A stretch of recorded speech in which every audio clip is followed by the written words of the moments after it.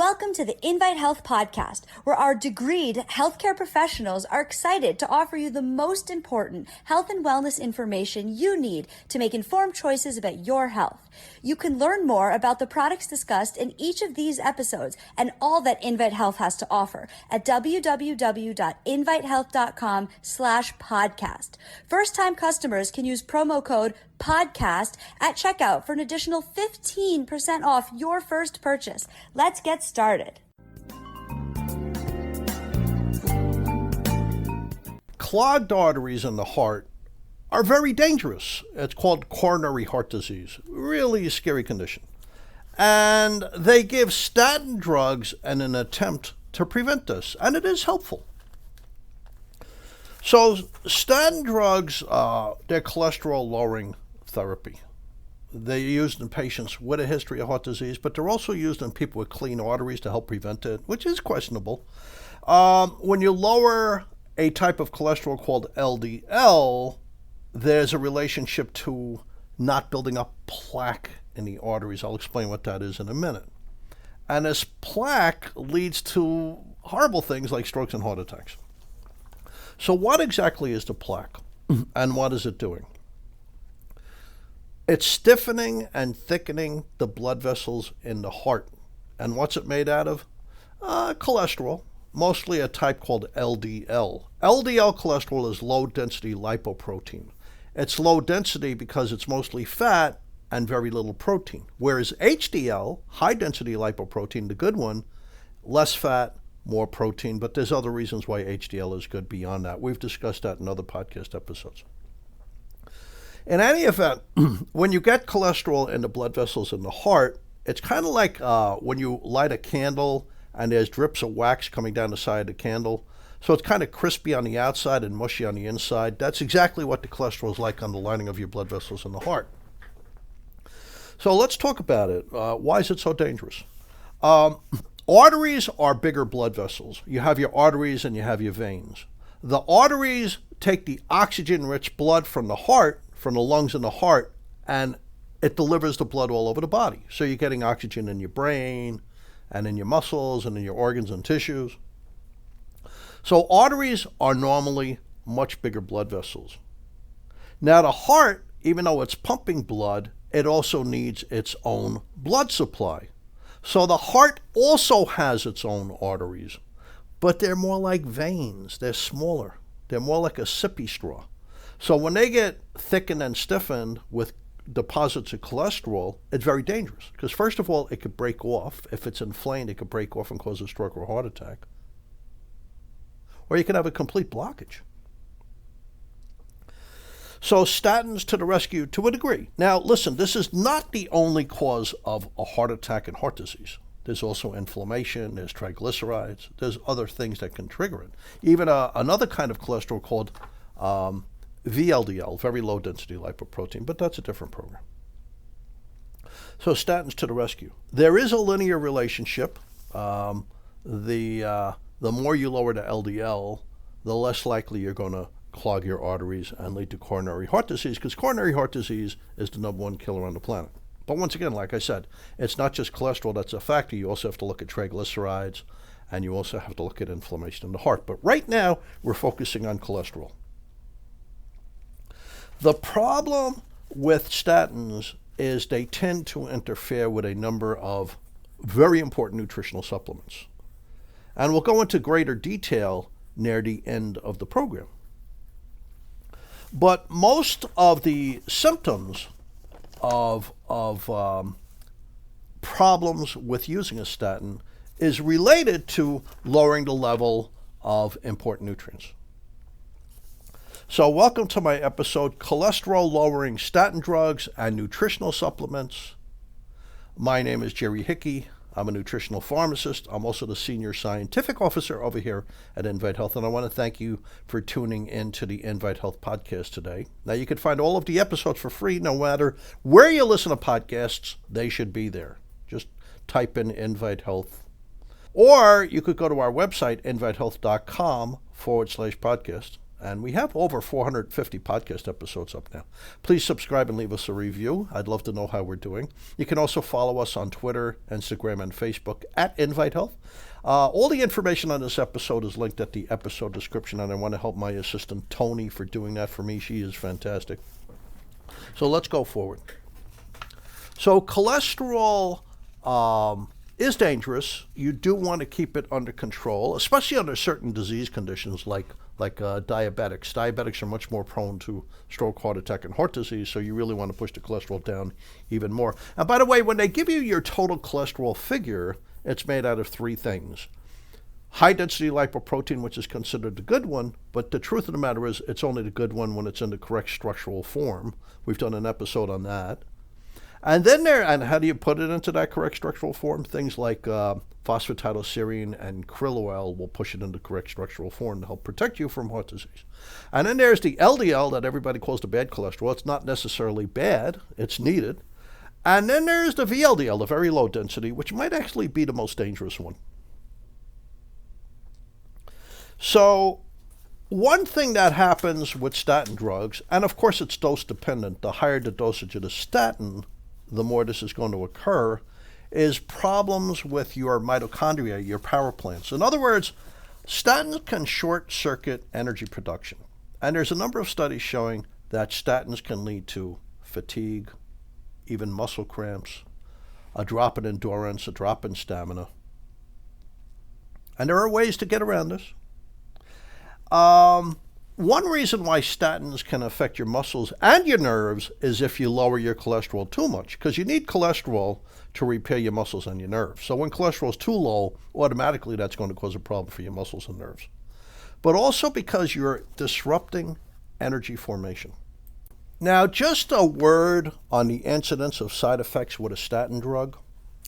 If a statin manufacturer, a drug company that makes a statin drug, pays for the research, only 1 to 2% of people in the study will have toxicity from the drug or side effects from the drug. Okay, 1 to 2%. But when it's an independent researcher, like an independent university or medical school, etc., studying the statin, the incidence of side effects and toxicity can be between 10 to 30%. So the statins cause side effects a lot more frequently than doctors and patients realize. It's very common. I mean, causing muscle fatigue and muscle pain in 10 to 20% of users, that's a high figure. So how is this occurring? It seems to be blocking the ability to recycle energy, and also a problem with vitamin D. There's two things going on here. So every day, the last time I was able to get a total amount of energy we go through a day was 165 pounds for the typical American. 165 pounds of energy in a form of ATP, adenosine triphosphate. So why don't you waste away in a couple of days? If you're using 165 pounds of energy a day, why don't you waste away? Because you recycle it. And what recycles it? Something called creatine monohydrate, which is a very safe nutritional supplement that's been used by bodybuilders and athletes for decades, and also in patients with heart failure, and also for memory and brain energy in elderly people. There's a lot of research on creatine monohydrate. But there's also research on creatine monohydrate in people using statins who are winding up with muscle issues. So here's how it works. Most of the energy in your body comes out of a molecule called ATP, and we recycle ATP. What recycles it is a shuttle, phosphocreatine, the phosphocreatine shuttle. Creatine monohydrate as a supplement makes this shuttle work. So ATP is used in your muscle. You release a phosphate group that gives you energy. It becomes, instead of ATP, it becomes something called ADP. And it's the creatine monohydrate that quickly recycles it back to ATP. And I hope I'm not getting too technical here, but it's nice to know these things. What happens with the statin drug inhibits an enzyme, and this prevents that whole shuttle from occurring. So you're not able to recycle ATP as efficiently, and this leads to muscle pain. So here's a study in biomolecules. It's the University of Genoa in Italy. Never been to I love Italy, love Rome, love Florence, love Venice. Never been to Genoa. Love to see it. And they're talking about statins causing problems with energy production, which leads to muscle cramps and muscle fatigue and a drop in stamina. And here's what they said. Clinically, creatine administration prevents statin myopathy in statin intolerant patients. So let me just translate that to you. Some people, statins always cause muscle inflammation and muscle fatigue and muscle pain and a drop in their stamina. And if you give them creatine, it helps prevent that so they can safely go on using the creatine.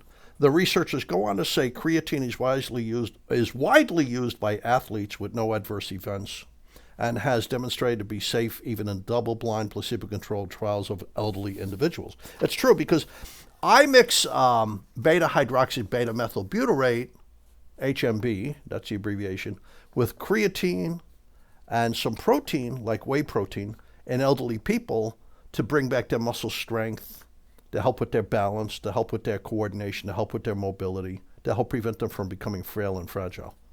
That combination is very good for their muscles. So here's a very interesting study. It's from Johns Hopkins. It's in the Annals of Internal Medicine. Johns Hopkins School of Public Health. And what they did, they took people on statins who had muscle pain. Okay, statins could be atorvastatin, which is Lipitor, simvastatin, which is Zocor, rosuvastatin, which is Crestor. It could be Livalo, and there's a couple of others, but those are the most commonly used. So they put people on statins and these people had muscle pain. They then put them on a 6-week period where they gave them higher doses of creatine. They then put them on a 5-day loading dose of creatine. They gave them a high serving of creatine for 5 days, which typically could be a half an ounce to an ounce a day to really get the creatine into your muscles. Then they followed that with 6 weeks of creatine. The muscle pain and the fatigue went away. They stopped the creatine. The muscle pain came back in a short time. They started the creatine and the muscle pain went away again. So there really is evidence that creatine can help the muscle pain and the fatigue that's related to statin use. Because some people just need to be on statins. If they're not on statins, they're in trouble. They could develop coronary heart disease, which is very dangerous.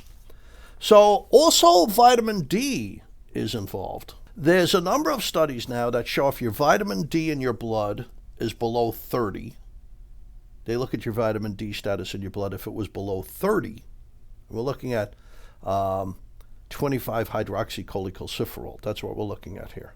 If it's below 30, you have a much higher risk of having muscle pain and muscle inflammation when on a statin.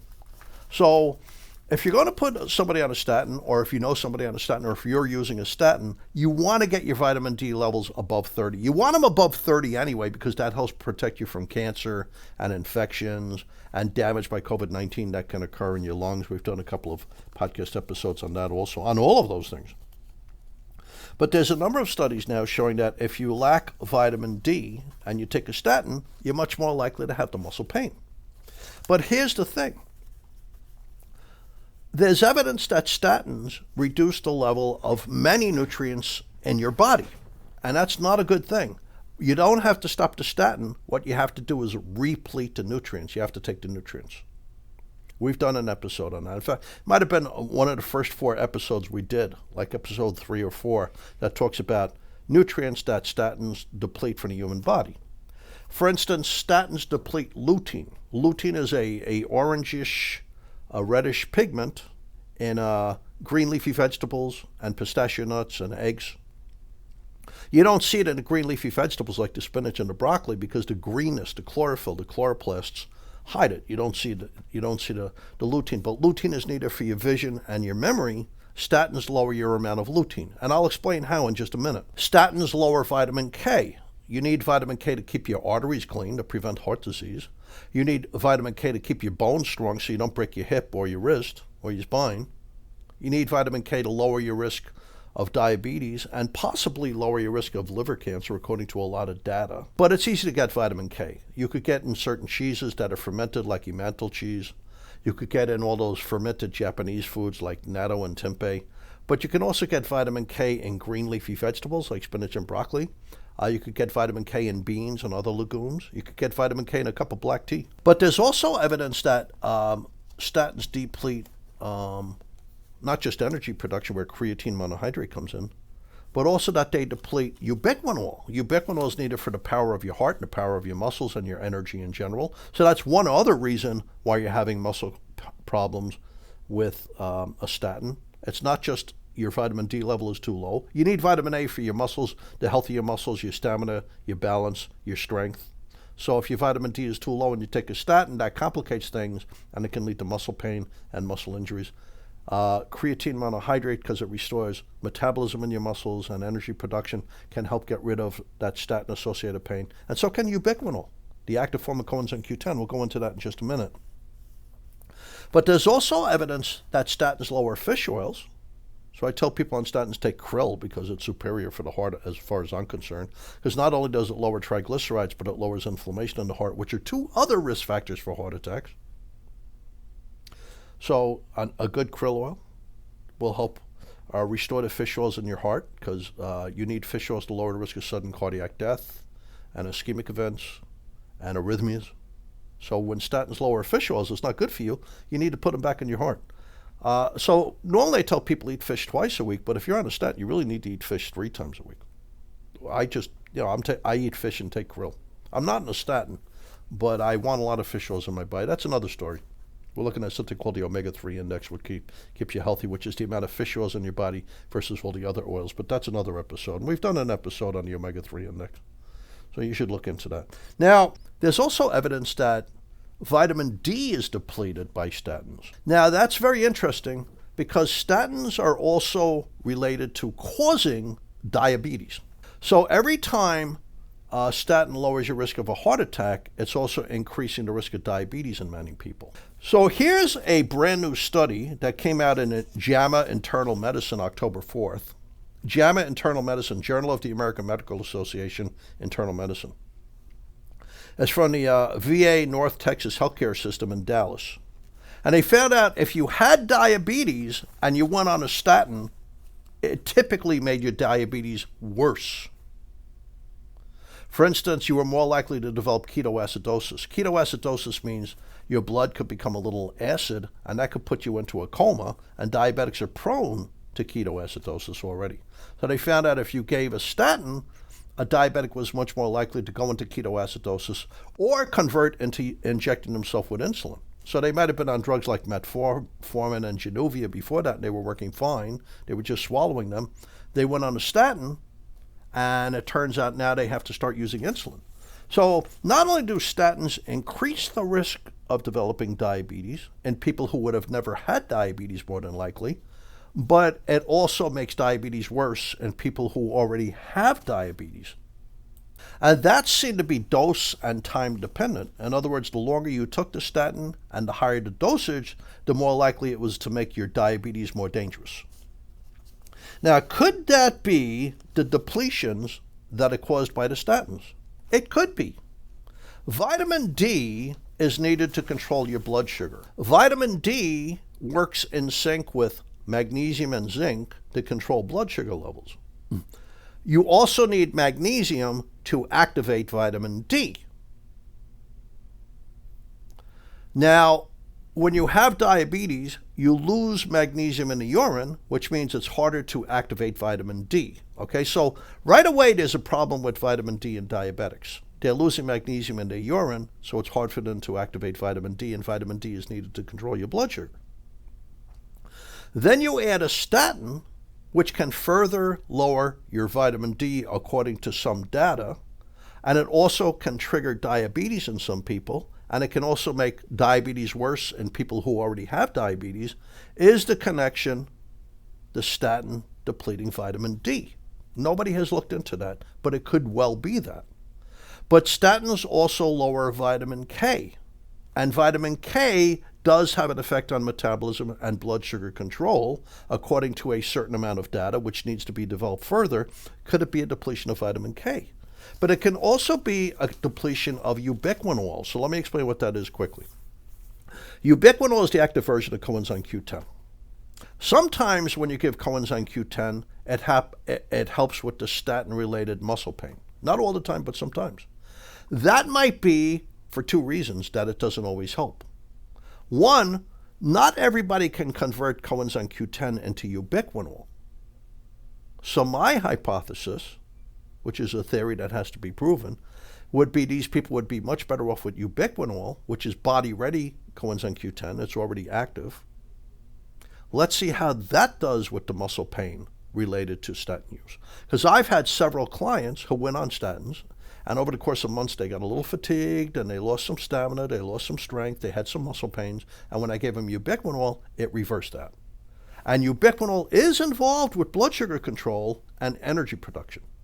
So maybe the connection between a statin and your risk of developing diabetes, or a statin and making diabetes worse in people who already have the disease, is related to the depletion of three important nutrients: ubiquinol, which is active coenzyme Q10, vitamin K, and vitamin D. Now, if you are on a statin, here's what you should do. You should be taking ubiquinol, because you need it for energy, you need it for your muscles, you need it for your heart anyway. Plus, older people have trouble making ubiquinol out of CoQ10, so it just is reasonable to take some ubiquinol. Get the Kanika one. It's made in Texas. Really high quality. Used in many human clinical trials. Effectively. Now, the second thing, you need lutein. You have to have natural lutein, because you need lutein for your vision, you need lutein for your memory. And ubiquinol, not only ubiquinol is lowered when you're on a statin, but so is your lutein. You should be on vitamin D anyway. Just about everybody should be on a vitamin D supplement. Vitamin K you could get from your food. And fish oils you could get from fish oil capsules, krill oil capsules, which is the form I prefer. I think fish oil capsules are great. I just think krill is superior. Or eating fish. I think all of these things become really important to take when you're on a statin drug. So why should statins lower the level of these nutrients? Well, for one reason, it lowers LDL, and these things are partially carried and delivered throughout the body in LDL cholesterol. So that's a major reason why the level of these nutrients would decline when you're taking a statin that's lowering your LDL. So I want to thank you for listening. You can find all of the Invite Health podcast episodes for free wherever you listen to podcasts, or just visit invitehealth.com/podcast.